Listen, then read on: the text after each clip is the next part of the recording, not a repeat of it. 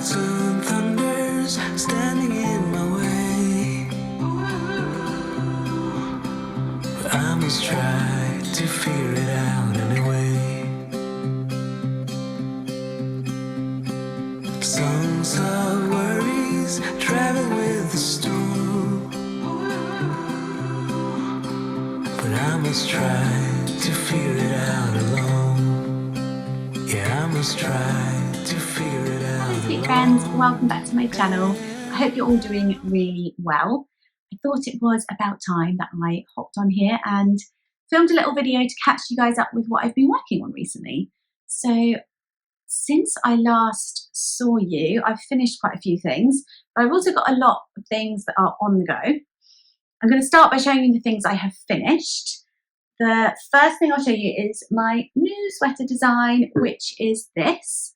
It's the Sky sweater, and it's this chunky weight cable knit sweater with this fun textured pattern up the sides.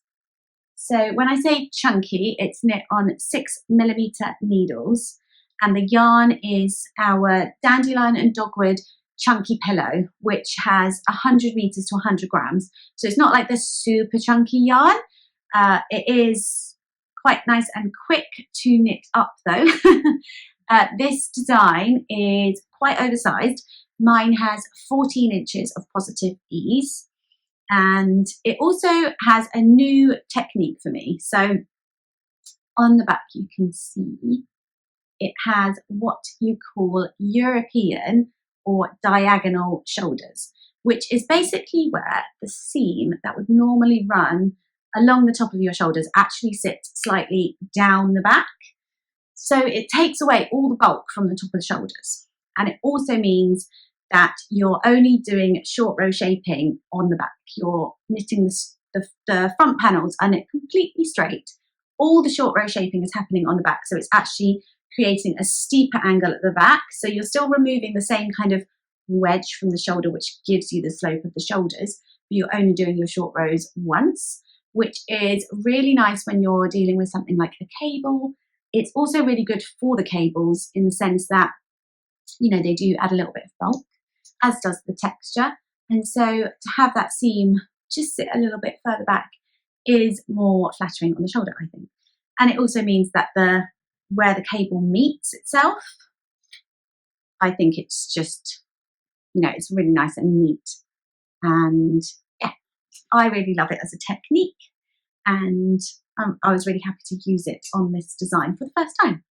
So it's the first cable sweater I have designed, but it's not the first cable pattern, because I've got cables on things like my Killarney scarf and my Biefeld mittens, Killarney hat. So yeah, I've done cables before, but this particular cable I absolutely love.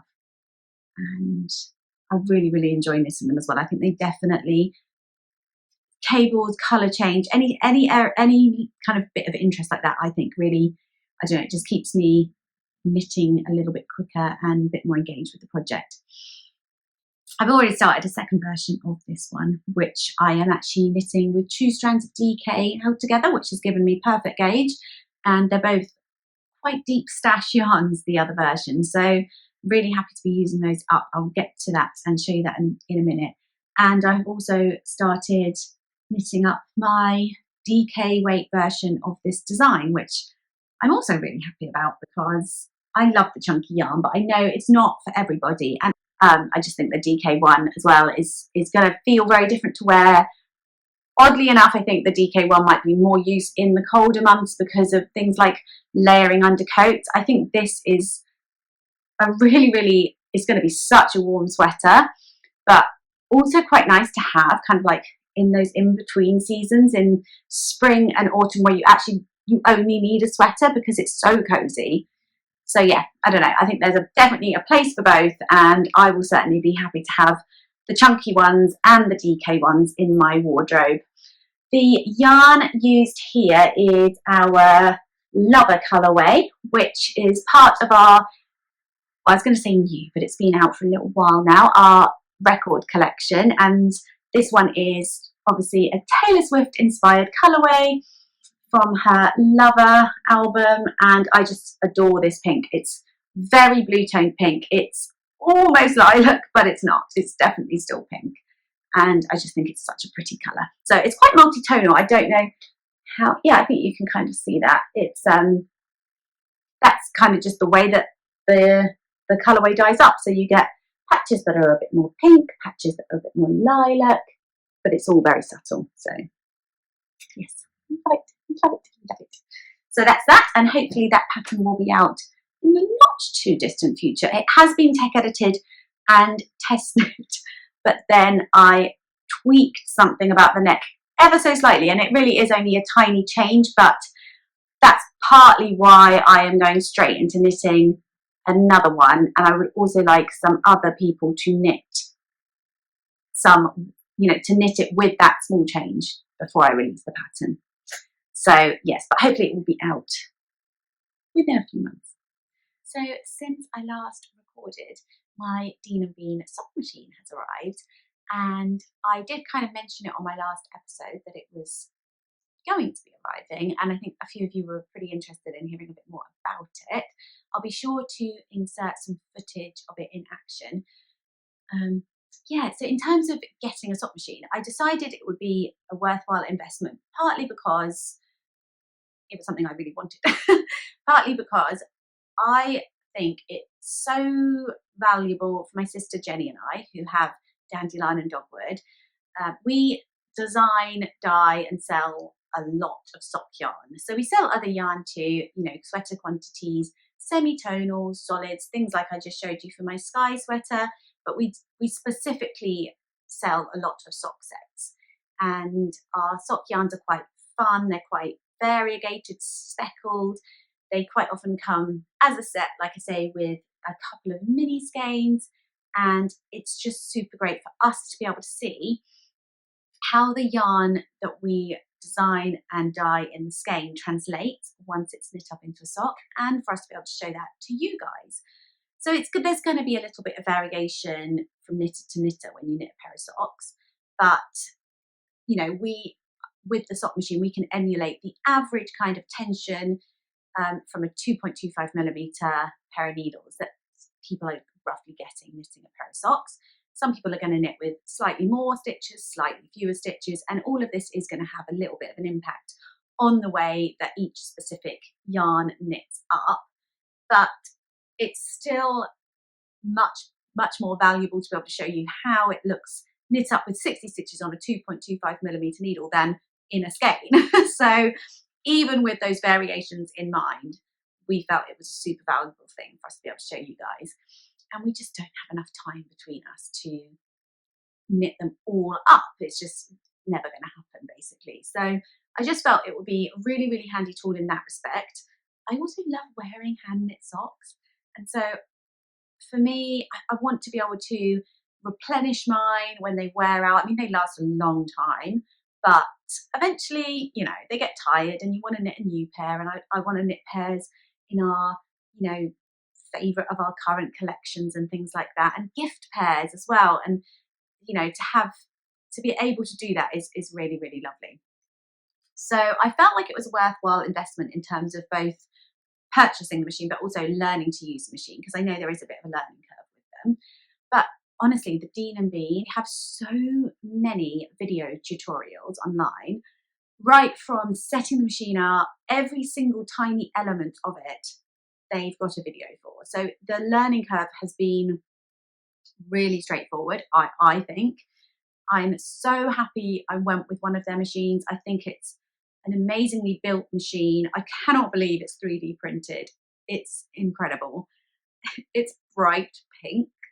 I ordered the light pink, and it is the light pink. It's just that the light pink is bright pink. It's like bright, warm, neon pink, and I love it. The one I got came with various different canister sizes, meaning I can knit socks 48 stitches, 54 stitches, 60 stitches, 64 stitches, and 72 stitches, which is so good because it means I can knit them, see how the yarn looks on different stitch counts, and knit them for Johnny, knit them for Jack, knit them for friends. I started by just churning out tubes and then adding in the toes an afterthought heel and the cuffs by hand, it's just really straightforward because you are literally just turning the handle of the machine for as much of your 100 gram skein as you want to crank up, really.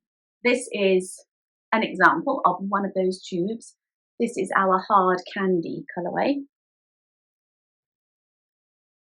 And then I will show you a few of the finished socks that I have done from using that technique. So I have my favourite, I don't know, I say that about a lot of them. This is one of our summer camp colourways. So we came up with the summer camp collection. Oh, let me just make sure you're getting that in focus. We came up with the summer camp collection a couple of years ago. Kind of, I guess, to celebrate summer sock camp. Jenny and I got really excited about summer sock camp and then realised we were actually kind of excited about it in the sense that we sort of were thinking, oh, it's summer sock camp. Great, so now all we have to do is knit socks. So obviously that's not true because life carries on and we still have to do all our parenting and working and knit all the other things we want to knit and have that mental argument about, but I also want to knit sweaters and I also want to do the garden and I also want to sew things and I also want to draw things. So really there is no summer sock camp as such where you just have to sit around and knit socks and toast s'mores by the campfire, but in our brain that's what went off and we started to kind of dream up our dream summer camp that was socks, yes, but also all the fun other things that you associate with summer camp, like camping and bonfires and art classes and reading your books in the evenings and having midnight feasts and doing water sports on beautiful lakes in the woods. And anyway, we came up with these colourways based on that kind of little daydream, I suppose you would call it, as an escape from adult life. So this colourway is called Ghost Stories and S'mores by the Campfire. And so it was designed to look like marshmallows, which is obviously the baby pink, and then flames and logs and chocolate for the s'mores and smoke. And I love this so much. I also feel it's kind of autumnal, and we did bring this colourway back in the autumn because obviously you have a lot of campfires in the autumn and you tell a lot of ghost stories, and that, yes, it's also very summery. I particularly enjoy the fact that the way that this has knit up has kind of given you a plume of the pale grey smoke, which, I mean, yeah, couldn't really look more campfirey if it tried. I love it. So that one is done with a tube of knitting like the one I just showed you, and then I put in the afterthought heel, which may sound scary because you do have to cut your knitting. However, you've already picked up all your stitches before you cut anything. You only snip one stitch, literally one little cut. I should have said this already. Summer Sock Camp is a big summer sock knit along. For anyone who hasn't found Kay, she has the Crazy Sock Lady podcast and she's amazing, and she does loads of tutorials with all different things about socks, and one of them that she's got is how to do an afterthought heel, and it's a fabulous tutorial. I think it's super fun and it actually fits my foot really nicely, but Kay finds she does a bit of a hack with hers to get it to fit her foot more comfortably over the arch. So if you are someone who usually knits a heel, flap and gusset because you like a bit more room over the arch of your foot, then she has something that means you can also do an afterthought heel and still have it fit really nicely. So yes, it's essentially a toe inserted into your tube of knitting as a heel after you've finished. So then I knit the toes, just regular toes in this pink. No, it's not focusing in. There we go. And then I did 2x2 rib with a little pop of colour at the top because I just wanted to get that lovely marshmallow pink back in there again. But yes, I absolutely love these. And this is another colourway from that same collection, which is called Torchlight Reading Under the Covers. And these colours came from some of our favourite books as little young teenagers, the kind of teenage age where you would be going to summer camp. And they were Anastasia and the Babysitters Club, and my personal sleeping bag, which is white cotton with these deep tealy blue ponies on, and and a pink torch. That was what we kind of had laid out in front of us for the imagery for this sort of story behind this yarn. And so these are the combination of colours that we came to basically, and I just love them together so much, so much. And there's so many colours in here, and they're dyed up in such tiny little patches that almost every stitch that you're knitting when you're knitting this pair of socks is a different colour. So it's so fun, so fun. The actual sock set also comes with a second mini skein that I didn't have to hand, so I've just used the pink. But I did exactly the same thing: afterthought heel, regular toes, and then 20 rounds of a 2x2 rib, which is my favourite. Yeah, so those are two of the socks that I have knit using that method on the machine. I then went on to learn how to do the toes and the heels actually on the machine. Once I had learned how to do the toes and heels, and the hem, the hung hem cuff on the machine, I used our third summer camp colourway, which is called Water Sports on the Lake, to knit up a pair of socks using the 54 needle canister on the machine for my eldest son, Jack, who is 8. And he has worn these. He took them, actually, funny enough, on his school camp where they went camping. And this is our Water Sports on the Lake colourway, but I didn't have the second mini, which is this amazing, like, neon, tiny, slightly pink leaning orange. And it's called Goal Attack, that colour. That's the mini in these. And it's just such a great colourway. Anyway, I didn't have one of those to hand, so he just got them with just the turquoise contrast. This colourway is based upon sports like whitewater rafting and things like that one might do on summer camp. And the splash of orange, which was a really neon, like 90s colour, came from some really cool bodyboards that my husband still has at his dad's pool from when he was a kid. Yes. So Jack actually really loved these socks. I think he was happy to have something like that from home to take with him. I have a pair that isn't part of our summer camp collection, but is a part of our record collection, which is the same collection as the yarn that my chunky cable jumper is knit in. But this is also Taylor Swift, and this is our Afterglow colourway as the sock set. So it comes with a mini of this yellow and a mini of this blue, and I adore it. That is inspired by this, which is where that pink, lover pink, comes from, and also this from inside the album. So it's all those colours basically. We wanted to try and get all of those colours into yarn.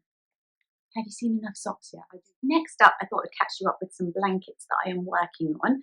One of which is a design that I am coming out with. I'm working on writing it up at the moment. I'm also working on filming it at the moment because I want the stages of every block to have video tutorials, because there's something about this blanket that, I mean, it's actually super simple to do, but it's much, much easier to show than to describe. So I think it just lends itself to video tutorials. They'll all just be like links within a written pattern. And yeah, so it's just going to take a little bit longer than the average pattern maybe. Just to write up, I also want to do some illustrations for it as well, because I love the blocks and I want to illustrate them. It's based on the Lemoyne Star and the Ohio Star, which are both classic patchwork blocks, and I absolutely love patchwork. For any of you who have been here for the long haul, you'll have seen me over the years make some patchwork quilts. I use them so much in the summer, whether that's just to snuggle up under and read or knit, or in the garden we use them, on the swing seat we use them for picnics. I sleep under just a patchwork sometimes on hot summer nights. I just love them. And I just think there's something about them as well that is just timeless, and I don't know, I grew up with loads of quilts and I love them, love them, love them, love them. And I wanted to make one that was knitted. So it took a little while to get there, but in the end, I'm super, super happy with the designs that I have come up with. So yes, like I say, it is based on 2 different classic patchwork blocks, the Lemoyne Star and the Ohio Star. And it's actually ended up with 3 variants because one I have where it's 2-tone, like this. So the star itself is 2 different yarns. Obviously the background is a 3rd. And then I've done the same block, but with just 1 yarn. Just to allow for a bit of variation within the blanket and how it looks, but also to be able to use up little scraps or little amounts and then slightly larger amounts. Or to have, you know, you could have the colour repeated, but without the 2 blocks being identical. So you could use this colour, but with another colour like that. The other one is here. And I also really love this block too. The other variations that I've done. Obviously these are all super fun, summery brights, but I think this quilt would be equally as good in some lovely, like warm nutmeggy browns and stuff for the autumn. After I had knit up a few of those blocks, my sister and I came up with yarns that work really well as the backgrounds, so that you can have multiple yarns as the background, but they're not fighting with those stars. So I don't really like loads of really deep, rich, strong colours all the time. And so quite a few of the colours in mine you'll have seen are kind of somewhere between pastel and mid-tone. So they needed to be pale enough that the background was still very much the background. I mean, obviously, you could knit it so the background was dark and the stars were pale. That would be a really cute effect. If you had, like, I don't know, maybe a sweater quantity of navy fingering weight yarn or DK weight yarn, because it's fingering weight yarn held double on a 4mm needle. So if you had a load of navy yarn or something, you could have all the background as a deep navy and then have all the stars as like pale pops of colour, which actually you could do with these, couldn't you? That'd be amazing. But anyway, we wanted to come up with this. These are neon speckles in here. So this is our kind of summer low volume, I would say. We are going to come up with different seasons of low volume in case people want to knit this blanket in different seasons. It would work really well for an Advent. So if you had more of a traditional Christmassy colour Advent, you wouldn't really want neon. Well, maybe you would, but I wouldn't imagine you would want like neon speckles on your low volume yarn. So we will most likely come up with like autumnal low volume and then more of a Christmas low volume. So I think, yeah, that will be fun. And I think you could do so many things with these yarns that aren't that blanket, quite honestly, because they're just really pretty if you like a bit of pastel. So yes, so I'm really, really happy with how that pattern is coming along. Like I said, I'm just working on getting the videos filmed and the illustrations done and the instructions written, and then it will be going out to get some people to test knit it. I'm not sure when I'm going to sew mine up. I keep thinking, oh, maybe I could start sewing it up now, but then there's something nice about being able to lay all your blocks down at the end and position them just as you want them. I don't know, and I don't know quite how many I'm going to make. I don't know how big I want to make it, and yeah, I just haven't decided, but we shall see. So the other thing I'm going to show you is also a quilt, but it is actually a patchwork quilt, and it's something I pull out summer after summer, and I think this may be the summer that I finish it. I'm not sure how many years this has been on the go now, but it's many, many, many, many. So it is my hand-pieced hexagon quilt with a cream background. It's pretty big now. So there's a lot of liberty in here. I've started one edge, so these will get stitched to the border like halfway through there, so they will be half a hexagon flower. at the edge, and then there'll be a border. So I've done that. I started doing that along one side.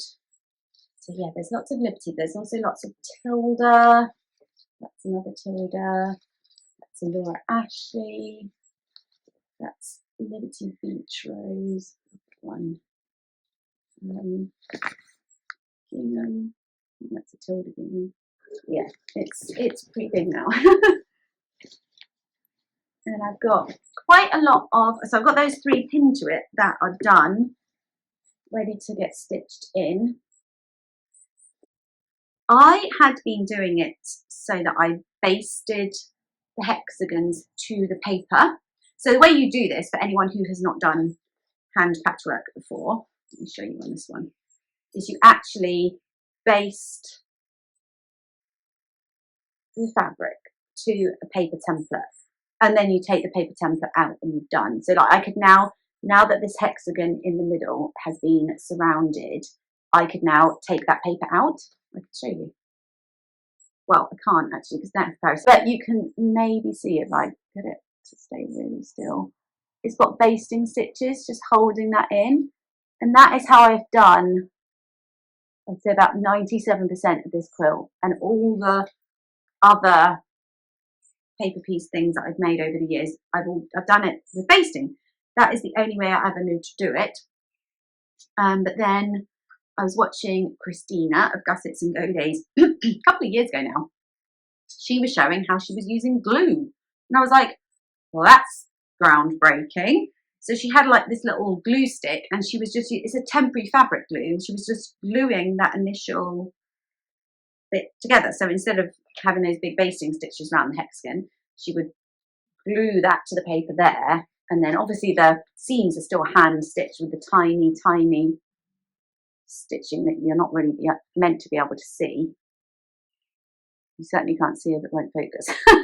But yeah, so it just removes that bit of the process, makes it a bit speedier. I mean, I quite like the basting, but anyway. Then I had the So Sweet Violets sewing advent calendar this year just gone, 2023, and in it was I wish I had it here to show you, but it came with a glue pen for that exact thing. So I have now started using that, and it does speed the process up. So yeah, I'm quite glad, because I'm now at the point where, as much as I enjoy doing it, I would like to get this one done so I can then quilt it, have it, use it, love it, and then start another one. Or not another one exactly the same, but you know, another hand-pieced patchwork quilt. Because I also do love making them on the machine. I probably love that a little bit more because it doesn't fight, I don't feel, so much with my knitting time, because hand patchwork is kind of a very, you know, it's very much an equivalent to me as sort of sitting and knitting, whereas sitting at a sewing machine is a different thing. So, but I've got a couple of machine ones on the go, and one already in my head that I plan to make. So, yeah, I'm never very far away from the quilt. So yes, that is one sewing project that I'm working on, and then I've got another blanket to show you, which is a crochet blanket, which I've kind of been umming and ahhing about a bit over time. There's some yarns I plan to add in. So the crochet blanket that I made previous to this one was the traditional granny stripe blanket, which is those little clusters of 3 double, is it triple, double? It depends whether you're in America or England. We both have different terms for the same crochet stitches, which is stupid really. But this one is a linen stitch. It's very, very dense, and I think that will be fabulous, because honestly, my granny stripe one, I had 1 gauge when I began, and then I relaxed into it and my gauge went way loose in the middle. That kind of added to the more holy nature of a granny stripe. This doesn't really have any holes. So you're essentially, with linen stitch, you are crocheting into every, so you single crochet chain 1, single crochet chain 1, single crochet chain 1. And then on the next row, you are single crocheting into each chain 1 space. So it does create something that looks like a woven fabric. I think it's, oh, there's a thread on it. I think it's really, really pretty. I particularly actually like it in this, in a less speckled yarn. There's, I don't know, no, I love it in general. I think it's really cool. I told you, I've been back and forward with this blanket. I don't know this, I don't know why. So anyway, these are some yarns that I had pulled out to sort of move into, and then I loved them so much sitting there together. I was like, oh, but maybe I want to do something else with these first, like socks or something. Ooh. Let me show you. So these are all yarn from our 2022 advent. Or was it 2021? No, I think it was 2022. Our Roses advent, which was a yarn well, it was a 23 skein mini and 1 full skein yarn collection for our advent that was all based on the roses that we grow. So my sister and I both grow roses, as does my mum as well. David Austin mainly, but some others too, so I can't remember exactly who's who, but these are some of my favourite yarns ever. Probably because of the association, but also because they're just beautiful. I love this one. Oh, so anyway, I think they'll go really nicely next into this. I was toying with keeping this all pinks, but I think I will actually gradually progress into other colours, but we shall see. I've probably got more than enough pink yarn to keep it all pinks. Yeah, so that is another kind of gradual, who knows how long that will be, I was going to say on the needles, but on the hook for only time will tell. Oh yeah, and then I've got, sorry, I've got more socks. Just one pair of socks. But this is my other work in progress. This is a yarn from our Dandelion and Dogwood Book Club. So we have something called the Dandelion and Dogwood Literary and Hand-Dyed Yarn Society, which was, the name of which was inspired by the Potato Peel Pie, you know, that book. What is it called? Literary. Now I can't think of what it's called because I can only think of our yarn title. What is it called? The Literary and Potato Peel Pie Society? Something like that. Anyway, it's such a good book, and a really beautiful film they made of it as well. But this is our yarn from that club from, I think, May, or April or May, anyway. I think May. And it was based on the cover of the book, which I have here, which is Before My Actual Heart Breaks. And I love the cover, I love the colours in it so much. And yeah, that's the yarn. I love powdering it up. So I cranked it on the machine, and then I did the afterthought heel rather, in the greeny kind of mustardy green, which is such a lovely fresh peach leaf green, isn't it? And then I did the toe in the peach. These minis both came with the yarn that month. And then I'm just working on the cuff in the main colourway, and then I think I'm going to put a little pop of the peach at the top of the rib. So I'm doing a 2x2 rib, and I'll do that for 20 rows, and then probably just do about 2 or 3 rows with the peach and then cast off. And I like to use the Jenny's Surprisingly Stretchy Bind Off for my socks. I find it works really nicely, and I don't get any resistance from it on my leg. Really enjoy that one. So yeah, that is that. Oh, you can join our club at any time as well. It's not like you don't have to join. It runs all year, but you don't have to start like the beginning of the year or the beginning of 3 months or anything. It's just a month by month thing in the shop all the time. So yeah, it's always based on a book. Sometimes, more often than not, probably it's based on the cover of a book. Yeah, I would say more often than not, we get the inspiration from the cover art. But sometimes it's not. Sometimes it's from stuff within the book. And yeah, just books we've read recently, books we particularly like, that kind of thing. And at some point I'll put together all the yarns we've done for the 6 months of this year so far, so you can see them all. Because we don't like to share them before they've got to everyone, you know, even in Australia. so we don't tend to share many photos of them, but they're, yeah, just fun, lovely yarns. And anything based on books is good in my opinion, which is actually a really good segue into a book recommendation that I have for you guys. And now I don't know where that's it here. Oh, actually a couple of book recommendations. I just finished this book, which is The Poisonwood Bible by Barbara Kingsolver. This was such a good book, such a good book. I haven't read a book that's this much of a beast in a very long time. And I was like slightly dubious when I began. I'm like, am I actually going to get to the end of this book with my life being how it is right now? And I did a combination that I quite often do, where I listen, read, and jump between the two. She actually reads it herself on the audio, and I'm not going to lie, I didn't love her as a narrator. I found her a little bit hard to get into, but once I was into the storyline enough, I stopped caring because I just wanted to listen. So she's just not my favourite audiobook reader, but the book itself, really, really good. My mum recommended it to me because I loved Educated so much, which I read last year, and it's got some similar themes running through, and it's that kind of like mind-opening, makes you really, I don't know, filled with gratitude and stuff kind of book. It's really, really, really worth a read, I think, if you're looking for one that's a little bit more brain powered.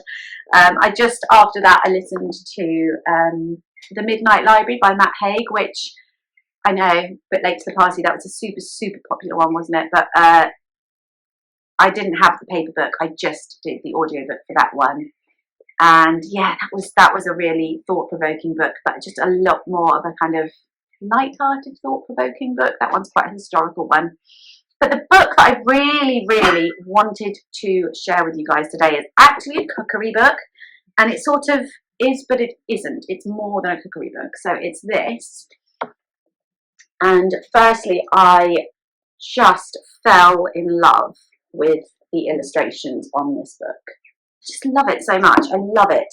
It kind of reminds me of, it's different, but it gives me the same sort of vibes as the artwork in Draw Your Day by Samantha Leon, something like that. Anyway, I love it. I love it. I love the cover, but the book itself as well is amazing. It's written by Ella Risbridger, and she is such a beautiful writer, and the recipes are lovely, and the stories behind them, they're sad, because it's sad. The back story is a true story that's happened in her life, and it is really, really sad, but they are, I don't know, it's kind of hopeful. It's just, as a whole experience, it's just lovely. I cannot recommend it enough. I've cooked a few things from it already. I want to cook everything in it, just because the way that she delivers them as much as anything else, and because they sound really yummy. But the illustrations run all through the book as well. Look at that. Isn't that gorgeous? I think I just love any illustrations that capture like simple everyday things in a fun, sort of sketchy kind of way. Those plants, it's just lovely, isn't it? Anyway, so I then went on to purchase her other book, which again is recipes, but there's less recipes in here and more story pertaining to each recipe. So, and it covers a similar time in her life. And yeah, trigger warning, it is about grief. So it's not like happy skippy, but it's really beautifully done, really, really beautifully done. Okay, so I have one last thing to talk to you about today, and that is a dress that I plan to make. So I was wearing a dress that I made back in 2021 when I was pregnant with my youngest boy, Johnny. It still fits me now because I actually specifically designed and sewed it at the time, wanting to be able to then wear it when I was no longer pregnant. It's a tiny bit big, but not in a way that stops me wearing it at all. It's sheared all through the body. It's got these like crazy dramatic sleeves. It's tiered, it's frilly, it's Liberty print fabric, and I really was inspired to make it by a Needle and Thread London dress. it's a very, very similar shape to that dress. Theirs was the one that I first saw of theirs. They had it in various fabrics over time actually, but the one that I initially saw and fell in love with was pale blue. So then I bought myself, it's my birthday next week, and I always like to make a dress, not necessarily even to wear on my birthday, just around that time of year I like to make myself a dress. So I bought enough Blue Liberty fabric to recreate that dress, and then I found a dress pattern that I may make instead, but I haven't decided yet because I don't know whether the dress pattern that I want to make, which is the Eleonora dress by, I've written it down over here, Silver Saga, and it's really, really beautiful dress. I love it so much. It reminds me a lot of a Doen dress that I saw on Net-a-Porter that I really wanted to make, and the pattern just looked like it. So I was like, well, given how pushed I am for time, why pattern cut something when I can just buy the pattern? And then the pattern cost me £32, and I was like, oh, maybe that's why. But the dress was like £300. I was like, oh, well, it's still a bargain. But yeah, so this is the Tana Lawn that I chose. And I have actually made some shorts in this fabric, but in the other colourway, which I will have to show you next time because this video is getting way too long. But this is the pale blue colourway of the fabric. Actually, kind of reminds me of that book. Yeah, it's going to match my socks. I don't think I'll be wearing them at the same time. So anyway, I may be making the sheared dress. Maybe I'll make the sheared dress, but I will do maybe like a variation on the sleeves. Or maybe I'll end up making the Silver Saga dress pattern. I think the Silver Saga dress pattern lends itself more to something more like a cotton muslin or a cotton voile rather than the Tana Lawn, because although the Tana Lawn is light and fine, it's quite densely woven, so it doesn't like flop as much as I think you might want that other one to do. So I'll make up the toile of the other one, and then I can make my choice, because I don't like to cut into Tana Lawn until I am 100% sure that it's the right fabric for the right project, especially when we're talking about like a full-length dress. So yeah, I absolutely adore this. I think it's so pretty. It's their Californian Bloom, I think this print is called. And I bought this from Alice Caroline online, who is a Liberty stockist, who also has like fun quilt kits and stuff like that. Thank you so much to anyone who's actually made it this far in the video. I'm just here with Trixie. I went and made a hot cup of tea because my throat's starting to hurt from all the talking. So if you have made it this far, well done. I think I will sign off here. I won't go into too much life updates this time, just because it has already been quite long. We've just been really trying to enjoy the sunny, summery weather now that it's arrived. I've been doing so much gardening because I didn't do any gardening in the autumn. All the preparation stuff you're meant to do in the autumn, I didn't get around to doing because Johnny was just at a particularly intense phase. He's a toddler. He's a very typical 2-year-old toddler. So I don't know, autumn didn't happen. We've been kind of doing all our autumn gardening and summer gardening in the summer, which, as anyone who gardens knows, that doesn't work really, but we've been trying to do what we can do. I've been trying to redo these two, well, not completely redo one, but completely redo one of these two banks we have out the front that have they're just difficult. They're just difficult parts of the garden. And I'm actually really pleased with where I've managed to get to so far. We shall see. I put a lot of perennials in, which obviously then need to sort of settle in and bush out and spread and stuff. So, but I think I now have the correct plants in there. It's under a big tree. I thought it was more shady than it is, but actually when I was doing a lot of work there, I was like, it's not shady here at all. It's full sun for most of the day. No wonder everything I planted has been wrong. But it is really dry because it's got a huge oak tree above it. So it, yeah, I'll put in some footage here of what I've managed to achieve so far. But it's in its infancy, so just be kind. It's not its final state. The roses that I planted in barrels a couple of years ago, all along the front of my house, have just, that was such a good idea, but they have really paid off. Really enjoying those. And I have so many hydrangeas now that have sort of settled in, and one of the ones I planted just a couple of years ago is now huge, and it's pink, and it's just, but none of them are just one shade. They're all multi-tonal and beautiful. I've got so many different colours that Jenny and I are actually going to do a yarn collection or fade. We haven't decided yet, based on the hydrangeas, because there's just so many gorgeous colours in them. So yeah, I've been really enjoying the garden and doing some baking, and actually kind of baking with stuff from the garden, because I made some strawberry cakes and used some of the little feverfew flowers I have growing on top, because I worked out they were technically edible, although none of us ate them because they're meant to be really bitter, but you know, we know they're not poisonous because you can eat them, and they use them in medicine, and they're so pretty, especially with the strawberries. So I did that, and yeah, just been trying to be out in the garden where we can and just make the most of this season. So yeah, anyway, I will see you guys in my next video. Happy making, and thank you so much for spending some time with me. Bye.